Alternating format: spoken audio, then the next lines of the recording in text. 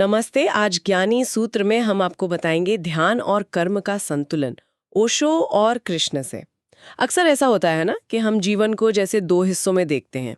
एक तरफ है हमारी रोजमर्रा की भाग दौड़, काम, जिम्मेदारियां, जिसे हम कर्म कह देते हैं। हाँ, और दूसरी तरफ है शांति की तलाश, सुकून, अंदरूनी खोज, यानी ध्यान। बिल्कुल। और लगता है कि ये दोनों बिल्कुल अलग चीजें हैं, शायद उल्टी दिशा में जाने वाली। हाँ बिल्कुल। जैसे अगर ध्यान करना है तो सब काम छोड़ना पड़ेगा, और अगर काम में लगना है तो भाई ध्यान के लिए टाइम कहाँ है। एग्जैक्टली। ये सवाल सबके मन में आता है। लेकिन क्या ये वाकई इतने अलग हैं? क्या इनको साथ नहीं लाया जा सकता? आज हम इसी गुत्थी को सुलझाने की कोशिश करेंगे, ओशो और कृष्ण की जो शिक्षाएं हैं उनकी मदद से। हाँ, क्योंकि उन्होंने इस संतुलन पर बहुत कमाल की बातें कही हैं। देखिए, ये जो द्वंद्व है ना, कि कर्म बाहर खींचता है, ध्यान भीतर ले जाता है, ये ऊपरी तौर पर सच लगता है। हाँ। लेकिन जब आप गहरे उतरते हैं तो पता चलता है कि ये विरोधी नहीं है। असल में ये एक दूसरे के पूरक हैं, कॉम्प्लीमेंट्री हैं। अच्छा, पूरक कैसे? जैसे सोचे एक कुशल नर्तक के बारे में। वो कितनी तेजी से घूमता है ना? लेकिन उसका एक केंद्र होता है, एक स्थिरता होती है अंदर। हाँ सही बात है। बस कृष्ण और ओशो दोनों का सार यही है कि जीवन को टुकड़ों में नहीं बल्कि एक समग्रता में जीना है। ध्यान उस अंदरूनी केंद्र को, उस स्थिरता को मजबूत करता है। और कर्म? और कर्म उस केंद्र से जो ऊर्जा निकलती है, जो समझ पैदा होती है, उसको बाहर लाने का, उसको जीने का तरीका बन जाता है। तो चलिए इसी संतुलन की परतों को धीरे धीरे खोलते हैं। ठीक है, तो सबसे पहली बात जो शायद सबसे अहम है इस संतुलन के लिए, वो है कर्म करते हुए साक्षी भाव बनाए रखना। हाँ, साक्षी भाव। गीता में कृष्ण का वो श्लोक बहुत प्रसिद्ध है, कर्मण्येवाधिकारस्ते मा फलेषु कदाचन। मतलब कर्म पर ही अधिकार है, फल पर नहीं। ये तो हम सुनते आए हैं, पर इसका साक्षी भाव से क्या कनेक्शन है? देखिए, गहरा कनेक्शन है। जब कृष्ण कहते हैं फल पर अधिकार नहीं, तो वो असल में हमें कर्म के नतीजे से, मतलब उसके अच्छे या बुरे परिणाम से खुद को जोड़ने से रोक रहे हैं। साक्षी भाव इसी डिटैचमेंट का, इसी अनासक्ति का एक एक्टिव रूप है। ओशो इसी को और साफ करते हुए कहते हैं कि कर्म में उतरो, पूरी तरह उतरो, पूरी एनर्जी से करो। हाँ। लेकिन भीतर एक कोना जगाए रखो जो सिर्फ देख रहा है, जो ये जान रहा है कि हाँ, मैं ये काम कर रहा हूं, पर मैं सिर्फ ये काम ही नहीं हूं। लेकिन ये सुनने में जितना आसान लगता है उतना है नहीं शायद। मतलब प्रैक्टिकली कैसे करें? मान लीजिए कोई बहुत जरूरी काम है, ऑफिस में डेडलाइन है, प्रेशर है। हाँ, प्रेशर है। तो उस टेंशन के बीच में साक्षी कैसे रहें? ये कहीं ऐसा तो नहीं कि हम काम के प्रति उदासीन हो जाएं, लापरवाह? नहीं नहीं, ये बहुत जरूरी सवाल है।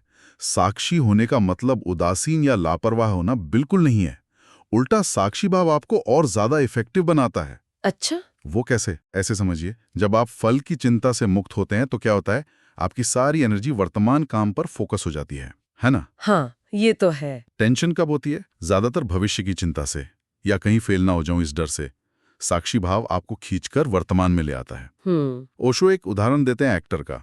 मंच पर एक्टर रोता है, हंसता है, गुस्सा करता है, सब पूरी शिद्दत से जी। पर अंदर कहीं उसे पता होता है कि यह सिर्फ एक रोल है, ये एक्टिंग है।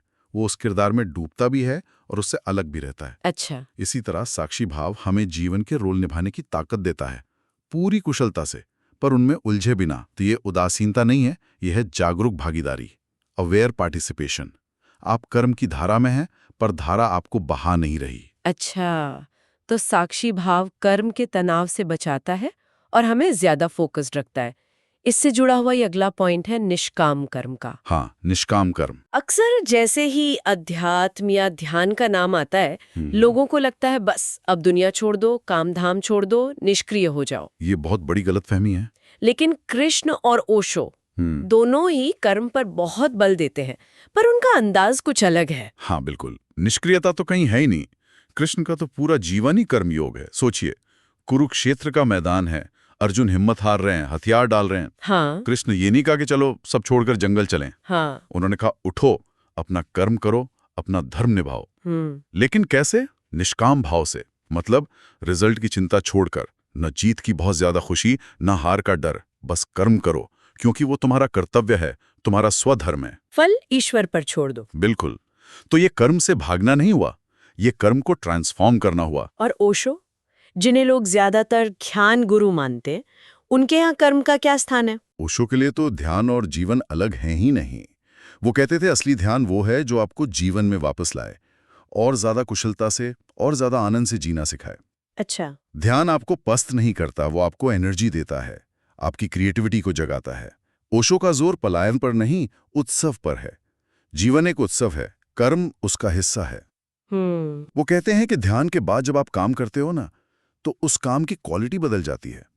उसमें बोझ नहीं रहता, एक खेल का भाव आ जाता है। आप ज्यादा अवेयर, ज्यादा फोकस्ड, ज्यादा इफेक्टिव हो जाते हो। तो मतलब कर्म से मुक्ति नहीं, कर्म मुक्ति। कर्म में मुक्ति। अच्छा। हाँ, ध्यान कर्म को रोकता नहीं, वो उसकी आत्मा बन जाता है। बिना ध्यान के कर्म मशीन जैसा हो सकता है, टेंशन भरा। ध्यान उसे जिंदा और जॉयफुल बनाता है। ये बहुत गहरी बात है कि ध्यान कर्म को रोकता नहीं, बल्कि उसे सही दिशा देता है। अब तीसरे सूत्र पर आते हैं, जो शायद इन दोनों को जोड़ने वाली सबसे अहम कड़ी है। हाँ, कौन सी? वर्तमान क्षण में जीना, अभी और यहीं होना। अरे हाँ, बिल्कुल। ये तो जैसे संतुलन की चाबी है। हमारा मन क्या करता है कि पेंडुलम की तरह या तो पीछे जाता है, हाँ, या तो अतीत की यादों में, गलतियों में झूलता रहता है, या फिर आगे की प्लानिंग में, चिंताओं में, उम्मीदों में। और इस चक्कर में जो अभी है वो हाथ से निकल जाता है। एग्जैक्टली। और यही अभी तो असलियत है। कृष्ण ने योग की क्या परिभाषा दी? योगश चित्त वृत्ति निरोधा। चित्त की वृत्तियों का, यानी मन की जो ये चंचल लहरें हैं, इनका शांत हो जाना। और मन शांत कब होता है? जब वो अतीत भविष्य की दौड़ छोड़कर अभी में यहां पर टिकता है। तो इसका ध्यान और कर्म के संतुलन से सीधा क्या कनेक्शन है? ये कैसे हेल्प करता है? कनेक्शन बहुत सीधा है और गहरा भी। देखिए, जब आप पूरी तरह प्रेजेंट मोमेंट में होते हैं, तो आप जो भी कर रहे होते हैं ना, आपकी पूरी चेतना, पूरी एनर्जी उसी में होती है। हाँ। मान लीजिए आप खाना खा रहे हैं, पर मन कल की मीटिंग में अटका है, तो क्या खाने का स्वाद आएगा? नहीं, बिल्कुल नहीं। या किसी से बात कर रहे हैं पर सोच कहीं और रहे हैं, तो सुनेंगे कैसे? सही बात है। तो कर्म की क्वालिटी और ध्यान की गहराई दोनों ही इस बात पर निर्भर करते हैं कि आप कितने प्रेजेंट हैं। जब ध्यान करने बैठते हैं तब भी तो यही होता है। अगर मन भागा भागा है तो ध्यान कहाँ लगेगा? बिल्कुल। वर्तमान क्षण वो पुल है जहां साक्षी भाव एकदम सहज हो जाता है। जब आप पूरी तरह यहां और अभी होते हैं, तभी आप अपने कर्म को और खुद को करते हुए देख पाते हैं। अच्छा। यही ध्यानपूर्ण कर्म है और इसकी प्रैक्टिस मुश्किल नहीं है। छोटी चीजों से शुरू कर सकते हैं। जैसे चल रहे हैं तो सिर्फ चलने पर ध्यान दें, बर्तन धो रहे हैं तो पानी के स्पर्श को महसूस करें। हाँ, ये छोटे छोटे अभ्यास। हाँ, यही अभ्यास धीरे धीरे हमारे हर काम में जागरूकता ले आते हैं। ये तो वाकई बहुत प्रैक्टिकल तरीका लगता है। अच्छा, अब चौथा सूत्र, ये मुझे हमेशा बड़ा इंटरेस्टिंग लगता है, जीवन को लीला या खेल की तरह देखना। हाँ, लीला भाव। इस स्थिति में वो ऐसे रहे जैसे कोई खिलाड़ी खेल रहा हो। सीरियसनेस थी पर बोझ नहीं था, टेंशन नहीं थी। जैसे सब एक डिवाइन ड्रामा हो, एक खेल, उसमें शामिल भी थे और उससे जैसे ऊपर भी थे। ओशो भी इसी प्लेफुलनेस पर बहुत जोर देते हैं। वो कहते हैं कि यह अस्तित्व एक रहस्य है, खेल है। इसको जरूरत से ज्यादा सीरियसली मत लो, थोड़ा हंसो, थोड़ा खेलो। लेकिन यहाँ एक सवाल आता है, हमारी जिम्मेदारियां होती हैं, काम का प्रेशर होता है, लाइफ में चुनौतियां आती हैं। हाँ, बिल्कुल आती हैं। तो इनको खेल समझना कहीं कहीं एक गैर जिम्मेदाराना रवैया तो नहीं हो जाएगा, या एक तरह का एस्केपिज्म? नहीं नहीं, ये सवाल बहुत वाजिब है। लीला भाव का मतलब गैर जिम्मेदार होना नहीं है। इसका मतलब है नतीजे से बहुत ज्यादा अटैच हुए बिना प्रोसेस को एंजॉय करना। अच्छा। हाँ, आप देखिए, एक अच्छा खिलाड़ी क्या करता है? वो खेल को गंभीरता से लेता है, जीतने के लिए पूरी कोशिश करता है। हाँ। लेकिन वो खेल की प्रक्रिया का आनंद भी लेता है। हाँ, हार जीत उसके लिए जिंदगी मौत का सवाल नहीं बन जाती। सही बात है। बिल्कुल इसी तरह जब हम अपने काम को, अपनी चुनौतियों को एक खेल की भावना से लेते हैं, हाँ। तो हम अपनी पूरी एनर्जी लगाते हैं, पर वो जो भारीपन है, जो तनाव है, वो कम हो जाता है। हाँ, तनाव कम हो जाता है। और हम प्रॉब्लम सॉल्व करने में ज्यादा क्रिएटिव हो जाते हैं। बोझ की जगह एक उत्साह आ जाता है। और जब आप प्रोसेस को एंजॉय करते हैं तो वो काम अपने आप में ध्यान जैसा बन जाता है। आप उसमें खो जाते हैं। ये तो फ्लो स्टेट जैसा हुआ। हाँ, कह सकते हैं। ये तनाव और चिंता से मुक्त होकर कर्म करने का तरीका है, कर्म से भागने का नहीं। समझ गई। ये अंदर के एटीट्यूड का बदलाव है, बाहर की सिचुएशन का नहीं। और अब आते हैं पांचवें और आखिरी सूत्र पर, जो शायद इन सब का एक तरह से निचोड़ है। अच्छा। आंतरिक शांति के साथ बाहरी गतिशीलता। कृष्ण के सुदर्शन चक्र का उदाहरण दिया जाता है अक्सर। हाँ, बिल्कुल सही प्रतीक है वो। चक्र घूमता रहता है तेजी से, लेकिन उसका जो केंद्र है वो बिल्कुल स्थिर रहता है। ओशो इसे स्टिलनेस इन मोशन कहते हैं, या उनका वो ज़ोर्बा द बुद्धा का विचार भी इसी से जुड़ा है। ज़ोर्बा द बुद्धा वो क्या है? ज़ोर्बा यानी वो इंसान जो जीवन को, उसके हर रंग को, हर भोग को, हर अनुभव को पूरी तरह जीता है, एकदम पैशनेट। और बुद्धा यानी वो परम शांति, परम साक्षी भाव। अच्छा। ओशो कहते हैं हमें इन दोनों का संगम बनना है। बाहर से ज़ोर्बा की तरह पूरी तरह एक्टिव, डायनामिक, जीवन में रंगे हुए, लेकिन भीतर बुद्ध जैसी शांति, एक अटूट स्थिरता।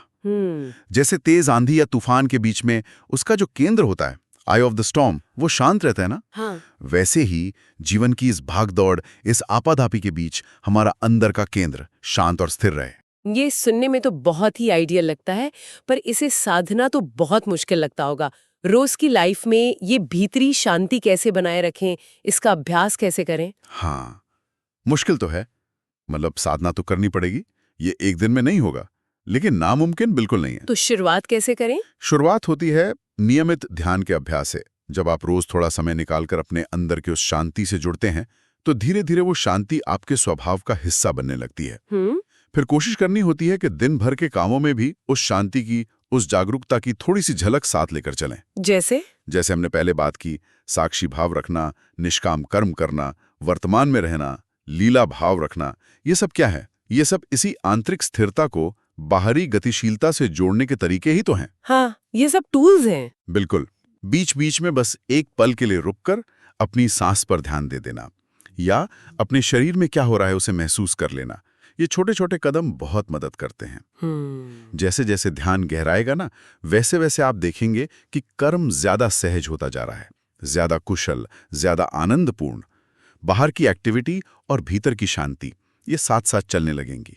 तो अगर हम आज की पूरी बातचीत को समेटें, तो हमने 5 मुख्य सूत्र देखे जो ओशो और कृष्ण की शिक्षाओं से हमें मिलते हैं ध्यान और कर्म को बैलेंस करने के लिए। हाँ, 5 सूत्र। पहला, कर्म करते हुए साक्षी भाव, यानी करने वाले भी रहो और देखने वाले भी। बिल्कुल। दूसरा, निष्क्रिय नहीं होना बल्कि निष्काम कर्म करना, फल की चिंता छोड़कर। सही। तीसरा, अतीत भविष्य से हटकर वर्तमान क्षण में जीना, अभी और यहीं। चौथा, जीवन को बोझ नहीं, लीला समझना, एक खेल की तरह जीना, प्लेफुलनेस। और पांचवा, बाहर पूरी तरह सक्रिय रहते हुए भी अंदर एक गहरी शांति, एक स्थिरता बनाए रखना। हाँ, वो सुदर्शन चक्र वाला केंद्र। ये 5 सूत्र मिलकर यही दिखाते हैं कि ध्यान और कर्म अलग अलग नहीं है, एक ही सिक्के के 2 पहलू हैं। बिल्कुल सही कहा। निष्कर्ष यही है कि ध्यान कर्म का दुश्मन नहीं है, वो तो उसका सबसे अच्छा साथी है। ध्यान हमें वो अंदरूनी ताकत, समझ, शांति, ऊर्जा देता है जिससे हम कर्म को बेहतर तरीके से कर सकें, ज्यादा कुशलता से, ज्यादा क्रिएटिविटी से, ज्यादा आनंद से। और कर्म हमें वो मैदान देता है जहां हम अपने ध्यान को, अपनी जागरूकता को आजमा सकें, उसे जी सकें। हाँ, ये एक दूसरे को पूरा करते हैं। एग्जैक्टली। ध्यान के बिना कर्म अंधा हो सकता है, बोझ बन सकता है, और कर्म के बिना ध्यान शायद जीवन से कट जाए, निष्क्रिय रह जाए। कृष्ण ने कर्मयोग सिखाया, ओशो ने ध्यान की विधियों से उसे और प्रैक्टिकल बनाया, पर संदेश एक ही है, संतुलन। Balance is the key. ध्यान और कर्म का संतुलन ही एक मीनिंगफुल, जॉयफुल और अवेयर लाइफ की चाबी है। और शायद यहाँ ये सोचना भी काफी दिलचस्प होगा कि क्या कोई ऐसा पॉइंट आता है जब ये भेद ही खत्म हो जाता है। मतलब जब पूरी जागरूकता और निष्कामता से किया गया कर्म वो खुद ही ध्यान बन जाए। अरे वाह, ये बहुत गहरा सवाल है। हाँ, इस पर सोचा जा सकता है। बिल्कुल। कर्म ही ध्यान बन जाए। ओके, हमें उम्मीद है आज का सूत्र आपको पसंद आया है। हमारे चैनल को सब्सक्राइब जरूर करें। धन्यवाद।